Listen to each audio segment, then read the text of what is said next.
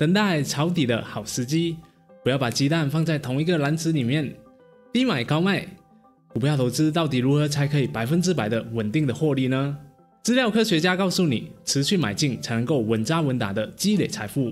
你没有听错，就是持续的买，股灾买入，牛市买入，春天买入，夏天买入，冬天也买入。只要你有钱就持续的买入，就是保证你财富持续增长的不二法则。那么今天我将会透过这一本书持续买进，并结合自己的经验和观点来和你分享为什么投资一定要持续的买入才能够赚到钱，以及书中几个非常实用的投资技巧，让你可以真正的透过投资实现财富自由的目标。嗨，大家好，我是熬夜，陪你一起学习学校没教的知识。假设你今天必须要到跑马地选一只马来下注，有没有一个标准可以让你选到的马赢得很多场的比赛的呢？著名马主杰夫·赛特开始购买马匹的时候他会关注马匹的血统、鼻孔大小、排泄物的重量、肌肉组织的密度以及其他一系列的衡量标准，但就是没有一个能够预测出赢得比赛的马匹。后来他开始使用超声波仪来测量马匹的心脏大小，并只购买心脏异常大的马匹。随后的几年里面，他的马匹在赛场中大获全胜，其中一只马美国法老赢得了3连冠的马赛。如果在投资中有一个指标可以指导你的投资决策，那就是这一个。大多数的市场在大多数的时候都是会上涨的，尽管经历了大萧条、世界大战、核战威胁和重大的金融危机，但美国股市从1992年到2002年的时间里面，经过了通胀调整，还是上涨了16万%。去年在俄乌战争和经济危机的情况之下，我就做了一个数据分析的影片，分析了通膨、战争、加息、萧条和失业率对于股市表现的影响。最后的总结一样是持续的上涨。这对于长期投资者来说，可能没有一个比持续买入更加好的投资建议了。那你可能会说哎呀，万一股市已经达到了顶峰，有很大可能下滑，那我现在买入不就是高买低卖了吗？这样我不就是亏到脱裤子了？这边我就以日本股市来举例好了。过去33年来如果你在1989年的高峰时期投资了1000美元，如果什么都没做，到今天的话只会价值690美元而已。然而如果你一直持续的投资，这33年来你每年都投入1000美元在里面，那么你投入的33000美金，今天呢将会价值59000美元的。这并不是一个很高的回报，但肯定比起你把钱放在银行里面被通货膨胀一点点的吃掉要好很多了。幸运的是，你并不需要仅满足于平庸的回报，如果你选对市场的话，肯定可以帮助你达到财富自由的。请记住，大多数的市场在大多数的情况之下都是上涨的，虽然说没有一个市场会不断的永远上涨着，那在过去任何的30年的期间里面，全球 88% 的这个股市都是创下新高的。因此就算你买到的是最高点，你的投资组合在20年内从崩盘当中恢复过来的机会将会是100%。而投资在多个市场一个最简单的方式就是购买 ETF 基金，比如追踪美股500强公司的 SPY 和 VOO， 这两档基金每年持有的成本只有 0.03% 而已。如果你投资1万美元，只需要支付3美元的这个手续费，这比起共同基金要便宜得很多。从1957年到目前为止，每年的平均报酬就有 10% 左右。这就意味着，如果你每年定投1000美金，那么你的组合价值在30年后将会是接近20万美金的。但其实你的投入成本才31000美金而已。而如果你担心美国经济未来的发展，想要分散风险的话，也可以投资一小部分在国际市场。比如 VXUS 就是一档除了美国股市以外，对标其他国家大盘股的标的。其中的手续费也是不贵，只需要 0.07%。VOO 和 VXUS 这两档 ETF 标的，你都可以在我常用的 eToro 投资平台上面找到，直接搜索相关的代码，点击投资，输入你想要投资的金额就可以买到了。我有测试过各大的投资券商和平台，那我个人觉得eToro 的界面是非常简洁容易上手的，同时也支持零佣金的政策，非常适合投资新手。关于界面功能的介绍和出入金相关的教学，大家也可以参考我这2支影片哦。这边呢，我也希望你可以用我的链接来开户，支持我的创作。接下来呢，我也会提供特别的美股课程优惠，甚至是免费提供教学给各位哦，非常的感谢。话说回来，当你像我这样分散投资在全球的股市当中，你就不再只是押注在某个地区或是某一个经济体，而是押注在全人类的智慧和我们通过时间获利的企业和产品的能力。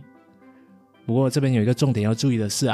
即使你投资于一个大型多元化的一篮子股票，你仍然会遇到相当大的波动，股价在一年之中会有大幅的波动。就拿表现最好的美股来举例好了，虽然平均回报很高，高达 20% 多，但是在过去还是有试过一年之内跌幅超过 40% 的。但如果你仔细再分析的话，就会发现到在过去50年里面其实平均下滑的次数只有10次而已，也就是说50年里面40年是获利的。所以说如果你想要靠投资来增长财富的话，你就必须承担起股市的波动性。因此你的止损额度至少要设定超过 50%， 不然很有可能在股市波动的情况下触碰到止损点，就自动被平仓，就得不偿失了。甚至你可能还会在暴跌的情况下开始怀疑人生，乱买乱卖而导致亏损，结果涨回来之后就开始牙疼。虽然说持续的购买终将会获利，但要是我觉得自己有一定的年龄，不想承担太大的风险，可以怎么做呢？有一个方法，那就是债券。债券就是借钱给政府或是企业，你每年可以获得一些利息，并且波动性通常都是比较低的。比如美国的长期债券就有 TLT， 当前的利息为 2.7%。 为什么债券是一个非常好的规避风险工具呢？因为它除了可以每年获取利息以外，波动性是比较低的，并且和股市的表现是脱钩的。也就是说，股市大跌的时候，债券是不为所动的。你可以看到，当股市大跌的时候债券有时候是上升的，就算下跌，通常也不会超过 10%。 因此，如果你想要好好的规避风险的话，可以把债券指数，比如 TLT 加入你的组合当中，也就是知名的股债组合，比如 80% 的股票搭配 20% 的债券。你可以看看我这张图，债券比例越多，最大的回撤风险就越低，但仍然保有一定的获利。你可以随着年龄的增长，逐步的增加你的股债比例，比如20岁期间就 90% 的股票， 10% 的债券，30岁的时候 80, 20, 40岁的时候就是 70, 30, 50岁的时候60, 40，以此类推。这边我也想要特别跟你探讨有关于人性的一个问题就是在当股市下跌的时候，还要我们坚持每个月固定的买入是非常困难的，因为我们的心里就会在想，万一还会跌得更加的惨怎么办？这个刀不能再接了那么这时候就是你进入投资考验的时候了。我们应该如何转念将危机化为转机呢？你要记住的第一个观念就是，市场终将会回来的，除非人类不再进步，不再发展。第二点是，在下跌的时候持续的买入，那么在未来将会给你带来极大的回报。如果你在股市下跌 20% 的时候进行投资，当市场恢复的时候你不会获得 20% 的利润，而是获得 25% 的利润。同样的，如果你在市场下跌 33% 的时候进行投资，就像是2020年3月那样，当市场恢复的时候你不会获利 33% 的利润，而是会获利 50% 的利润。市场下跌的百分比越高，当市场恢复的时候，你所获得的利润就会越多。2008年，当股市危机下跌了 55%， 如果你什么都没做，那你可能要等待4年才能够恢复。但如果你持续的买进，你这4年 20% 的回报，你可能1年半的时候就开始赚回亏损，并且开始获利了。我从20岁的时候开始慢慢积累投资股票，从一开始的$1000，每年追加5000到1万左右的金额，目前28岁就已经滚到了$20万的投资总额了，用的就是这一个方法。这边也要和你分享一个非常值得关注的信息，也就是股市的恢复速度比起过往要快得很多了。在2020年3月的股市崩盘之后，市场在6个月内就已经恢复了。在2018年12月股市下跌 16% 的时候，股市在4个月后就创下了历史新高。这些都是快速反弹恢复的例子，因此我们并不需要等待或是预测底部，因为很有可能的情况下你会错过底部，在市场反弹之后以更高的价格买入，这会让你少赚很多钱，损失许多时间成本。这边给你看一下这一个20年的实验吧。里面有3个人， A 是预言家，他每次都能够完美的预测股市，只有在最低点的时候买入。B 呢则是简单派，他把2000块分成12份，然后每个月的第一天就投入1份。而 C 是倒霉哥，他每次都会买在股市的最高点。D 则是定存哥，他不相信股票，每年都会把2000元存在这个银行做定存，拿个 2% 的回报。20年后，你知道结果是怎样吗？让我们一起来看看吧。当然显而易见的 A 预言家自然就成为了赢家，积累了151390亿美元的资产。C 倒霉哥虽然每次都是高点买入，但令人感到意外的是，他其实也积累了121170亿美元的资产，比起 A 预言家少了 20%。而 D 定存哥20年后，他只积累到了52538美元的资产，仅仅只有 A 先生的 35%。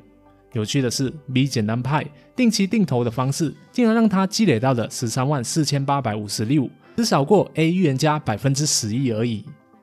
所以说种树最好的时间是10年前，其次就是现在。投资也是一样，越早开始就越好，再加上定期定投的方式持续买入，你在10多20年后就可以达到财富自由了。以上就是我对这本书的总结以及自身投资经验的分享，希望可以帮助你更好的启开投资入门之旅。刚刚影片所提到的一些 ETF 大型指数基金都可以在eToro的平台上投资得到哦。这一个平台我本身就用了超过5年，觉得还是蛮好用便捷的，有兴趣的朋友可以点击下方的链接来注册使用哦。我也会把其他的相关教学链接放在资讯栏处供你参考。那如果你遇到任何问题的话，也欢迎你在下方留言让我知道，或是私信我，那我会亲自来帮助你解答的。谢谢大家的观赏，我们下一集再见。我是熬夜，陪你一起学习学校没教的知识。